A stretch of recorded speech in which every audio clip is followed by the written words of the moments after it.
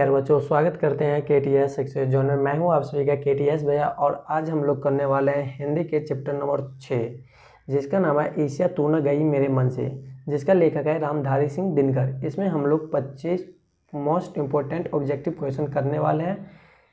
तो चलिए स्टार्ट करते हैं। उससे पहले अगर आप लोग चैनल पर पहली बार आए हैं तो चैनल को सब्सक्राइब करें और वीडियो को लाइक करें और अपने दोस्तों में ज़्यादा से ज़्यादा शेयर करें। तो चलिए स्टार्ट करते हैं क्वेश्चंस को। तो यहाँ पे मेरा फर्स्ट क्वेश्चन क्या बोल रहा है, रामधारी सिंह दिनकर का जन्म कहाँ हुआ था। रामधारी सिंह दिनकर का जन्म कहाँ हुआ था। ऑप्शन दिया है बंगाल में, उत्तर प्रदेश में, बिहार में या दिल्ली में।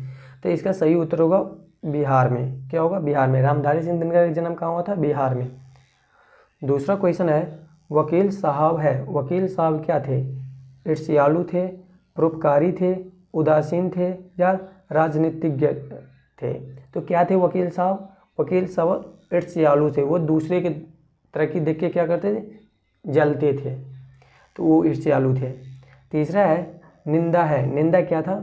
ईर्ष्या की माँ का नाम, ईर्ष्या की छोटी बेटी के नाम, ईर्ष्या की बड़ी बेटी के नाम, ईर्ष्या की नानी के नाम। तो निंदा कौन है? ईर्ष्या की बड़ी बेटी थी। ईर्ष्या की बड़ी बेटी का नाम था। क्या था? बड़ी बेटी का नाम। ऑप्शन नंबर सी सही होगा।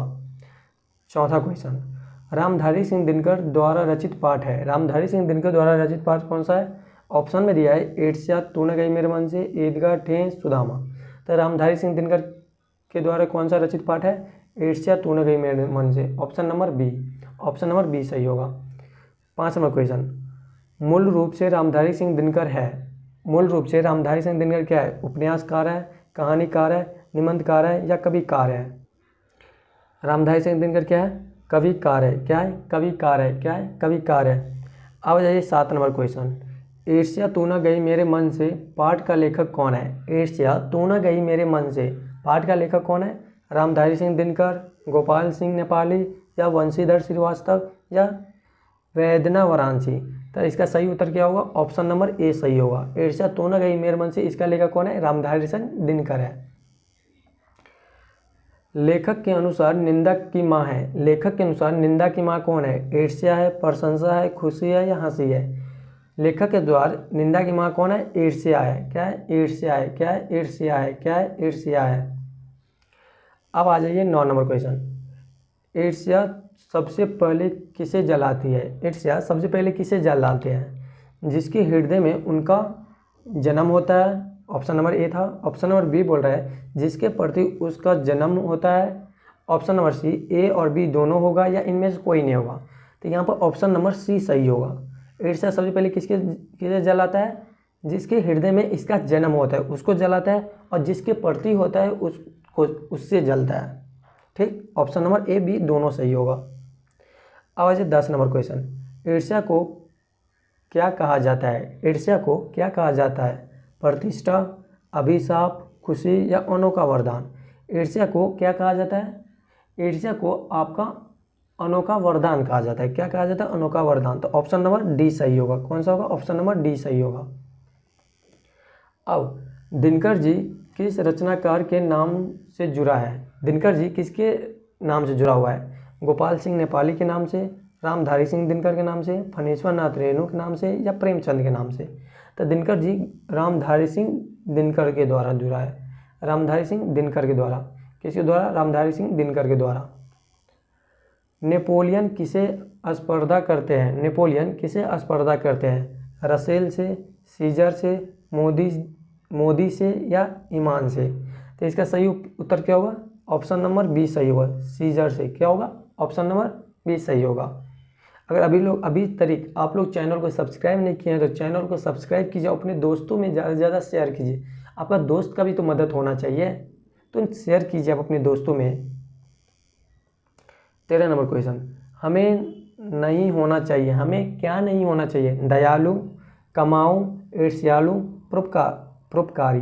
तो क्या नहीं होना चाहिए? ईर्ष्यालु नहीं होना चाहिए। हमें किसी के तरक्की से जलना नहीं चाहिए। हाँ, एक चीज़ तो देखना चाहिए, वो उसका जो तरीका हुआ ना, उसका रास्ता क्या है, ये अपनाओ अपने जीवन में, पर किसी से जलो मत। अब आ जाइए 14 नंबर, ईर्ष्या का संबंध होता है। ईर्ष्या का संबंध किससे होता है? समानता से, अधीनता से, प्रतिद्वंद्विता से या विफलता से? तो ऑप्शन नंबर सी सही होगा। कौन सा होगा? ऑप्शन नंबर सी सही होगा। अब ये बाजार की मक्खियों को छोड़कर एकांत की ओर भागो। बाजार की मक्खियों को छोड़कर एकांत की ओर भागो, यह पंक्ति किसने कहा था? यह पंक्ति किसने कहा था? ऑप्शन दिया है दयानंद ने, नीत्शे ने, महात्मा गांधी ने, विवेकानंद ने। तो इसका ऑप्शन नंबर बी सही होगा। अब आ जाइए, ईर्ष्या तू न गई मेरे मन से, ईर्ष्या तू न गई मेरे मन से शीर्षक पाठ में कहा गया है जिसे किसी प्रचंड चिंता ने पकड़ लिया हो, जिसे किसी प्रचंड चिंता ने पकड़ लिया हो, उसे उस बेचारे की ज़िंदगी हो जाता है। उस बेचारे की ज़िंदगी कैसा हो जाता है? बदल जाती है, उन्नत हो जाती है, खराब हो जाती है, या खुशी हो जाती है? तो उसका जिसके मन में ना ईर्ष्या पैदा ले लेता है ना, उसका ज़िंदगी झंड हो जाता है। क्या हो जाता है? झंड, मतलब खराब हो जाता है। ऑप्शन नंबर सी सही होगा। 17 नंबर, सही संतुलन जीवन के प्रति एक दृष्टिकोण विकसित करने की सीख किस शीर्षक पाठ से मिलती है? 17 नंबर क्वेश्चन बोल रहा है सही संतुलन जीवन के प्रति एक दृष्टिकोण विकसित करने की सीख किस शीर्षक पाठ से मिलती है? ऑप्शन नंबर ए बाल गोविंद भक्त, ऑप्शन नंबर बी चिकित्सा का चक्कर, ऑप्शन नंबर सी विक्रमशिला, या ईर्ष्या तू न गई मेरे मन से? तो इसका सही उत्तर होगा ऑप्शन नंबर डी, ईर्ष्या तू न गई मेरे मन से। कौन सा होगा सही? ईर्ष्या तू न गई मेरे मन से। 18 नंबर क्वेश्चन है किसी व्यक्ति के पतन का कारण क्या होता है? किसी व्यक्ति के जो पतन होता है उसका क्या कारण होता है? गरीबी, अमीरी, या झूठ बोलना, या सद्गुणों का हार्स होना? ऑप्शन नंबर डी सही होगा, सद्गुणों का हार्स होना। ईर्ष्या का संबंध किससे होता है? अपने से ऊंचे व्यक्ति से, प्रतिद्वंदियों से, या अपने से नीचे से, या अपने से कमजोर व्यक्ति से? ईर्ष्या का संबंध किससे होता है? प्रतिद्वंदी से। किससे होता है? प्रतिद्वंदी से। प्रतिद्वंदी मतलब होता है कि आपके जो मतलब प्रतिद्वंदी का मतलब होता है जो आपके विरोध में हो, जो आपसे ज़्यादा आगे करता है और उससे आप जलते हैं, उसको प्रतिद्वंदी कहते हैं। आपके विरोध में हो, आपके विपरीत, उसे बोला जाता है। ठीक। अब आ जाइए 20 नंबर क्वेश्चन, ईर्ष्या तू न गई मेरे मन से निबंध में हृदय पर दंश के दहाड़ कौन भोगता है? कृपालु व्यक्ति, संकोची व्यक्ति, ईर्ष्यालु व्यक्ति, या दयालु व्यक्ति? ऑप्शन नंबर सी सही होगा, ईर्ष्यालु व्यक्ति। किनके विभव की वृद्धि से वकील साहब का कलेजा जलता है? किनके विभव मतलब किसकी वृद्धि से वकील साहब का कलेजा जलता था? पत्नी की, दोस्त से, बीमा एजेंटी की, या भाई से? बीमा एजेंट जो नहीं था उसके घर के बगल में, उससे वो जलता था बहुत। चिता को लोग क्या कहते हैं? सॉरी, चिता नहीं, चिंता को लोग क्या कहते हैं? चिता, कर्दन, चिंतन, या रुद्र?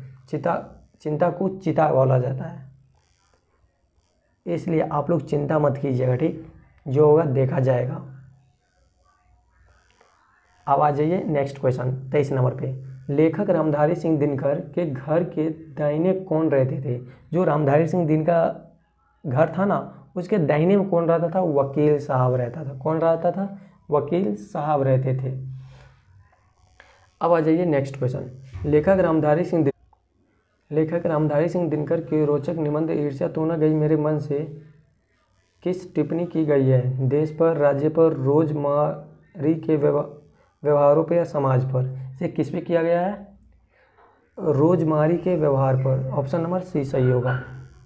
अब आ जाइए नेक्स्ट क्वेश्चन, ईर्ष्या तू न गई मेरे मन से पाठ में वकील साहब के बगल में कौन रहते थे? डॉक्टर, शिक्षक, बीमा एजेंटी, या फौजी? ईर्ष्या तू न गई मेरे मन से पाठ में वकील साहब के बगल में कौन रहते थे? बीमा एजेंट रहते थे। कौन रहते थे? बीमा एजेंट। ऑप्शन नंबर सी सही होगा। तुम्हारी निंदा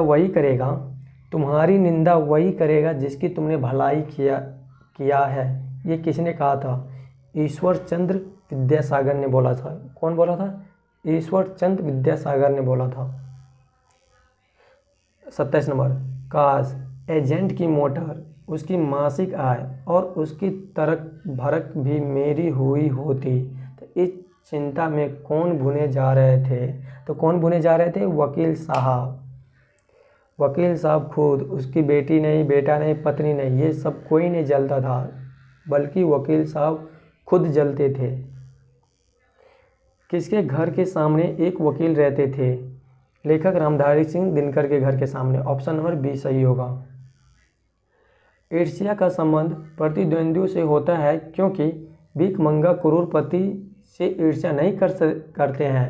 यह पंक्ति किस शीर्षक पाठ से है? हुंडू का जलप्रपात, चिकित्सा के चक्कर, हौसले की उड़ान या ईर्ष्या तू न गई मेरे मन से। तो ऑप्शन नंबर डी सही होगा, ईर्ष्या तू न गई मेरे मन से। जो व्यक्ति ईर्ष्यालु होते हैं वो क्या होते हैं? जो व्यक्ति ईर्ष्यालु होते हैं वो क्या होते हैं? प्रशंसक होते हैं, निंदा होते हैं, विचारक होते हैं, प्रचारक होते हैं। जो व्यक्ति किसी से जलते हैं ना वो निंदा करते हैं, मतलब दूसरे की निंदा करते हैं, ये ऐसा कर लिया, वो ऐसा कर, भाई उससे जलता है इसलिए वो ऐसा बोल रहा है। तो क्या होगा? ऑप्शन नंबर बी सही होगा। क्या होगा? ऑप्शन नंबर बी सही होगा। अब आ जाइए 31 नंबर। मनुष्य के मौलिक गुणों को कौन कुंठित कर डालती है? तो प्रेम, श्रद्धा, ईर्ष्या या लज्जा। ऑप्शन नंबर सी सही होगा, ईर्ष्या। ईर्ष्या तू न गई मेरे मन से शीर्षक पाठ साहित्य कौन विधा है? यात्रा, वृत्तांत, उपन्यास, निबंध या कहानी। ये क्या है? ये ईर्ष्या तू न गई मेरे मन से ये क्या है? ये क्या है जल्दी बताओ। यात्रा, वृत्तांत है, उपन्यास है या निबंध है या कहानी है? इसका सही उत्तर होगा ऑप्शन नंबर सी सही होगा। ये क्या है? एक निबंध है। हर शब्द का अर्थ क्या होता है? गिरावट, गतिशील, उपाय या ऊपर करना। क्या होता है? गिरावट होता है। क्या होता है? गिरावट होता है। क्या होता है? गिरावट।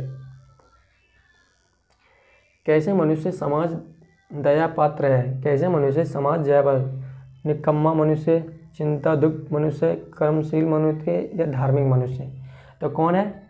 चिंता दुग्ध। जो चिंता सब नहीं करता है ना वही रहता है।